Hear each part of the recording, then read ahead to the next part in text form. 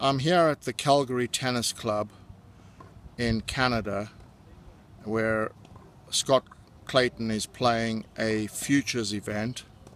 He won his match yesterday and will play his second round tomorrow.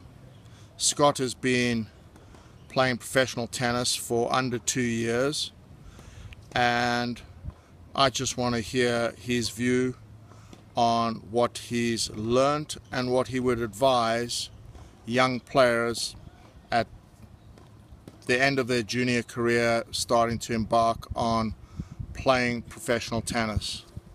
So Scott, hi, thanks for taking time out to talk to us.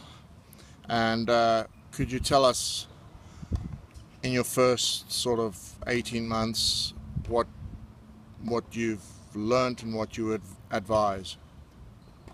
Yeah, sure. I mean, for me, I've obviously, like you said, I've only been playing really 18 months. I had a very good end of my junior career, which I was very satisfied with.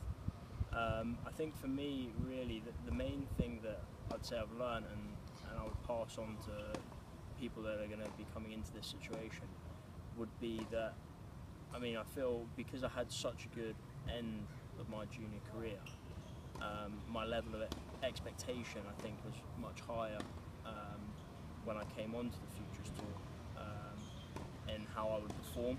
I think I underestimated the level in which it would be. So naturally, then when I wasn't getting results, I'd get very disappointed. And obviously, the more disappointed you get, the harder things become. So I think, you know, if you can accept the fact that it's going to take some time and it's going to be a process that you have to go through, and you're going to have weeks where you feel like you've got it, and then you're going to have weeks where you feel like, you know, it's all come back down again.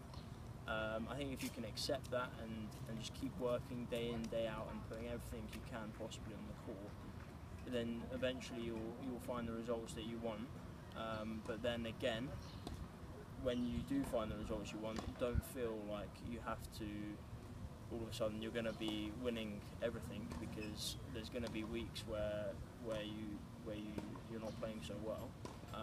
So I think if you can, like I said, just keep going on the court and keep really putting the time in, then you'll get to where you want to be.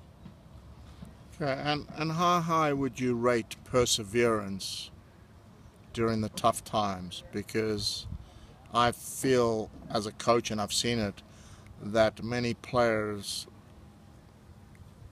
quit too early because they get very despondent when these longer periods of disappointment happen, which happens to every player, but it's always horrible while it's happening, but it will end. Yeah, well, I mean, right now I'm starting to come out of a long stint of disappointment. I had surgery back in March, I think it was, or February, and you know, yesterday was my first round win, and we're in August now. I was playing very well at the end of last year and getting some good results, and then unfortunately I had a setback where I needed surgery on my shoulder. And you know, if I'm honest with you, these past few months have been very tough. There's often times where I've thought, you know, if it's worth it, but you've got to keep going, because, you know, I mean, I've found that I'm starting to find a level now which I'm getting back to how I was playing, but I'm learning new things as I go on as well. I think that just because it's a bad stint doesn't mean you can't get something positive out of it. I think that I've learned a lot about myself.